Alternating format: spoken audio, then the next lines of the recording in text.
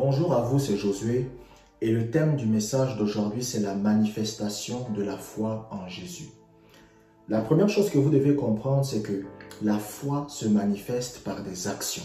Quand vous avez la foi, quand la foi est présente, quand la ferme assurance que ce que vous désirez de Dieu va arriver est en vous, ce qui va se passer, c'est que vous allez poser des actes en accord avec la foi que vous avez.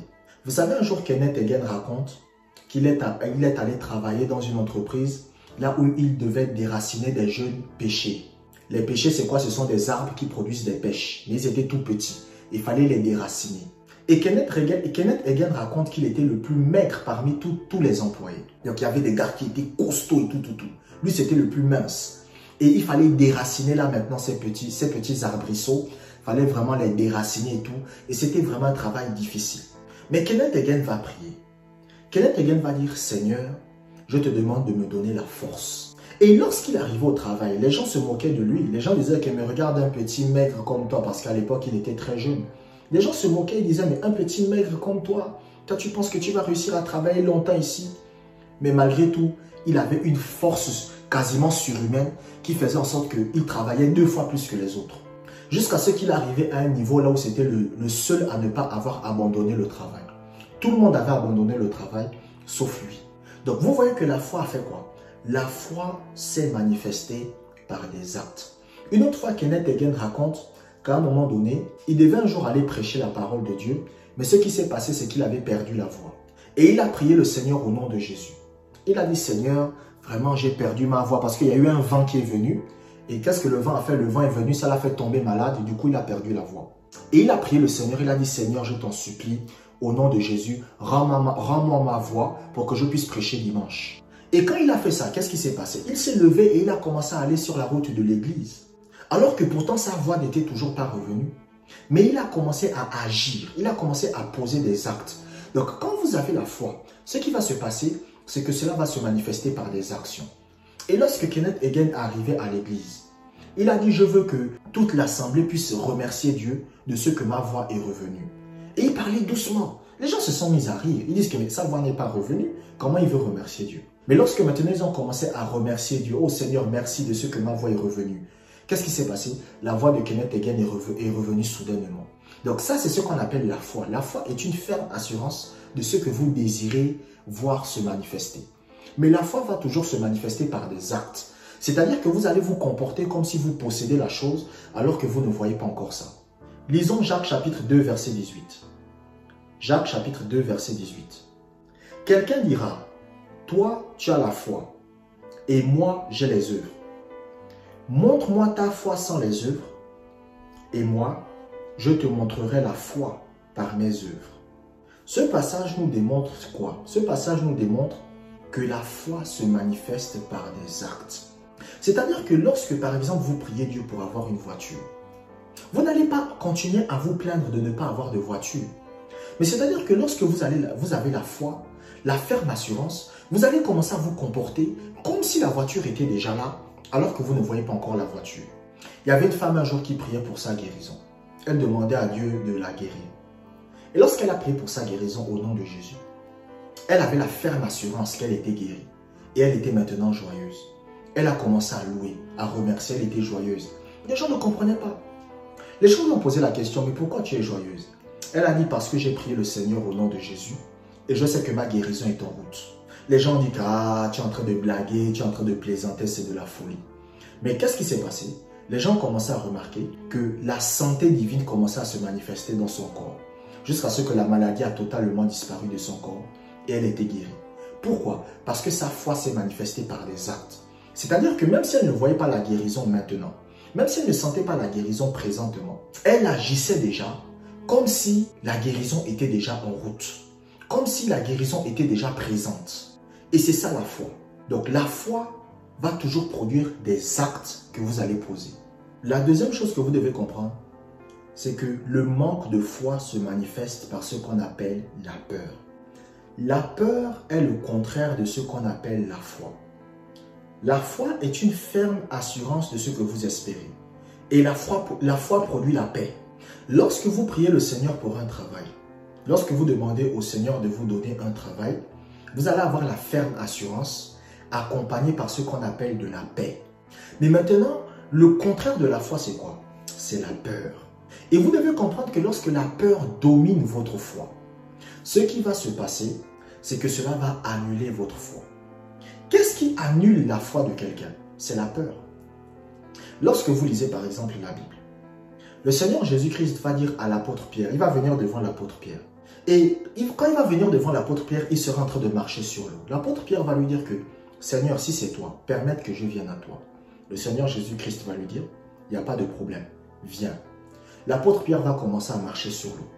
Mais la Bible dit que quand l'apôtre Pierre va voir les vagues, quand l'apôtre Pierre va voir le vent, quand l'apôtre Pierre va voir vraiment l'ouragan qui est présent, c'est-à-dire vraiment le chaos qui est présent, la Bible dit qu'il va prendre peur et il va commencer à couler. Et il va demander au Seigneur de l'aider. Et le Seigneur va venir, le Seigneur va l'attraper, le Seigneur va le relever et tous les deux, ils vont marcher sur l'eau et retourner dans le bateau. Mais qu'est-ce qui a fait en sorte que l'apôtre Pierre commence à couler? C'est la peur. Pourquoi? Parce que la peur annule la foi. C'est-à-dire que si vous avez la foi, mais écoutez, vous pouvez avoir la foi et la peur en même temps. Mais il ne faut jamais que votre peur soit au-dessus de votre foi. C'est-à-dire que si vous avez la foi, votre foi doit être là et la peur doit être là. Mais si la peur dépasse votre foi, c'est à ce moment que la peur annule votre foi et vous ne pouvez pas recevoir ce que vous désirez de Dieu. Lisons Matthieu chapitre 8, verset 26. Matthieu chapitre 8, verset 26. Pourquoi avez-vous peur, gens de peu de foi? Alors il se leva, menaça les vents et la mer, et il y eut un grand calme. Dans ce passage biblique, le Seigneur Jésus-Christ va dire à ses disciples d'aller à l'autre bord, à travers une barque. Mais sauf que maintenant, sur le chemin, il va y avoir vraiment une grosse tempête qui va se lever. Et maintenant, les disciples vont venir réveiller Jésus. Et quelle est la remarque que Jésus va faire aux disciples? Il va dire, comment n'avez-vous point de foi? Pourquoi avez-vous peur, gens de peu de foi? Donc, qu'est-ce qui a fait en sorte que la foi soit annulée? C'est la peur. La raison pour laquelle les disciples n'arrivaient pas tout simplement à utiliser leur foi, c'est parce que la peur qu'ils avaient surpassait la foi qu'ils avaient. Vous savez, je me rappelle une fois, j'avais prié par rapport à ma mère. À ce moment-là, je crois, elle était tombée gravement malade. Vraiment, c'était très grave. Donc, elle était hospitalisée et on m'avait demandé de prier. Et j'ai prié pour ma mère. J'ai dit, Seigneur, je te remercie de ce que tu la guérisses. Et elle sort de l'hôpital, au nom de Jésus. Et maintenant, je me rappelle qu'il y avait un frère qui m'avait invité à l'une de ses fêtes et tout. C'était à l'époque, ça date d'il y a quelques années. Et j'étais allé. C'était un chrétien, donc on était là, on discutait et je riais, je blaguais, je parlais. Et il y avait une fille qui connaissait ma mère et qui était au courant que vraiment ma mère, vraiment, elle était hospitalisée et vraiment il y avait des problèmes. Du coup, cette fille, elle est venue me voir. Et quand cette fille-là vient me voir, elle me dit, elle me dit, Josué, toi tu es sans cœur. Hein? Je dis, mais pourquoi tu dis ça? Elle me dit, mais comment tu peux être là en train de rire? Tu es là joyeux, tu es là en train de blaguer. Pendant ce temps, ta mère est hospitalisée et elle est gravement malade. Je lui ai dit, c'est parce que j'ai la foi que la prière que j'ai faite va la faire sortir de l'hôpital. Je lui ai dit que même si je ne vois pas encore qu'elle est sortie de l'hôpital, je sais que la chose est déjà faite. Et qu'est-ce qui s'est passé? Le lendemain, ma mère a appelé. Elle a dit, je sors de l'hôpital aujourd'hui. Les médecins ont dit que vraiment, tout est réglé. Je peux maintenant sortir de l'hôpital. Mais qu'est-ce qui s'est passé? Ma peur n'a pas surpassé ma foi. Mais quand j'ai prié pour ma mère parce qu'elle était gravement malade, j'avais la peur. Mais le problème, c'est quoi? C'est que ma foi était au-dessus de ma peur. Donc la peur était là, mais ma foi était là. Donc ma foi était au-dessus de ma peur. Ce qui a fait en sorte que j'ai pu recevoir la réponse à ma prière. Mais le problème, c'est qu'il y a beaucoup de chrétiens, quand vous priez, votre peur est au-dessus de votre foi. Et c'est pour cela que vous avez du mal à recevoir de Dieu. La troisième chose que vous devez comprendre, c'est que vous grandissez dans la foi en vous soumettant à la parole de Dieu. Ce qui fait en sorte que votre foi sera supérieure à votre peur, c'est quoi? C'est la soumission à la parole de Dieu. Je prends un exemple. Votre enfant tombe gravement malade. On dit que votre enfant est gravement malade et votre enfant va mourir. Et vous venez devant Dieu vous prier. Vous dites au Seigneur, guéris mon enfant au nom de Jésus. Ce qui fera en sorte que votre foi soit supérieure à la peur, c'est la soumission à la parole de Dieu. La soumission à la parole de Dieu, c'est ce qui permet à votre foi d'être supérieur à la peur que vous pouvez ressentir. La plupart des chrétiens que vous voyez qui vivent dans la peur, quand vous voyez un chrétien qui est tout le temps dans la peur, qui est tout le temps en train de stresser, qui est tout le temps dans la peur, qui est tout le temps là, vous devez comprendre quoi? C'est un chrétien qui n'est pas suffisamment soumis à la parole de Dieu. Et le manque de soumission à la parole de Dieu dans sa vie empêche la foi d'être au-dessus de la peur qu'il a. Il y a un chrétien qui va me poser la question, Josué, comment faire pour être soumis à la parole de Dieu? Le premier moyen que vous pouvez utiliser pour être soumis à la parole de Dieu, c'est la méditation de la parole. Parce que la Bible dit dans Josué chapitre 1 verset 8 que ce livre de la loi ne s'éloigne point de ta bouche, médite-le jour et nuit pour agir. Donc la méditation de la parole de Dieu fait en sorte que vous soyez soumis à la parole de Dieu. Et la deuxième chose, c'est la prière. Priez le Seigneur. Dites, Seigneur, je veux être soumis à ta parole. Seigneur, je veux marcher selon ta parole. Seigneur, je veux vivre selon ta parole. Faites cette prière-là tous les jours, tous les jours, tous les jours. Et vous allez voir que vous allez commencer à marcher de plus en plus dans la soumission à la parole de Dieu. Parce que la soumission à la parole de Dieu permettra à votre foi d'être forte. La raison pour laquelle beaucoup de chrétiens, lorsqu'ils vivent des problèmes, leur foi n'est pas forte et la peur réussit à submerger leur foi, c'est parce qu'ils ne vivent pas dans la soumission à la parole. Donc, la source du problème, c'est la soumission à la parole. Si vous êtes soumis à la parole, vous allez voir que votre foi restera stable, peu importe les circonstances qui seront devant vous. Lisons Romains chapitre 10, verset 17. Romains chapitre 10, verset 17. Ainsi la foi vient de ce qu'on entend. Et ce qu'on entend vient de la parole de Christ. La Bible dit dans ce passage que la foi vient de ce que l'on entend. Et ce que l'on entend vient de la parole de Christ. Écoutez, ce n'est pas le fait d'entendre, mais c'est le fait de pratiquer. Ce qui fait en sorte que votre foi sera forte, ce qui fait en sorte que votre foi sera stable, c'est la mise en pratique de la parole de Dieu. La mise en pratique de la parole de Dieu fera en sorte que votre foi ne soit pas submergée par la peur. C'est pour cela que vous allez voir beaucoup de chrétiens qui prient. Le Seigneur veut leur donner des choses. Mais écoutez, il y a beaucoup de chrétiens, vous priez. Parfois, il y a des mamans, vous venez là, vous dites, « Oh Seigneur, je veux me marier. Oh Seigneur, je veux un mari. » Et le Seigneur veut vous donner le mari. Mais le problème, c'est que votre foi n'est pas suffisamment stable.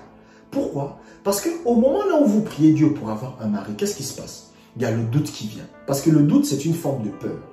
Et quand maintenant le doute, la peur, maintenant submerge votre foi, vous n'arrivez tout simplement pas à recevoir. La raison pour laquelle la foi de Daniel était stable, c'est parce que c'était quelqu'un qui était soumis à la parole de Dieu. La raison pour laquelle la foi de David était stable, c'est parce que c'était quelqu'un qui était soumis à la parole de Dieu. Vous savez, lorsque vous lisez la Bible par exemple, il y avait un prophète du nom de Élisée. Et la Bible dit qu'un jour Élisée était dans sa maison et maintenant il y a des Syriens qui vont venir pour tuer Élisée.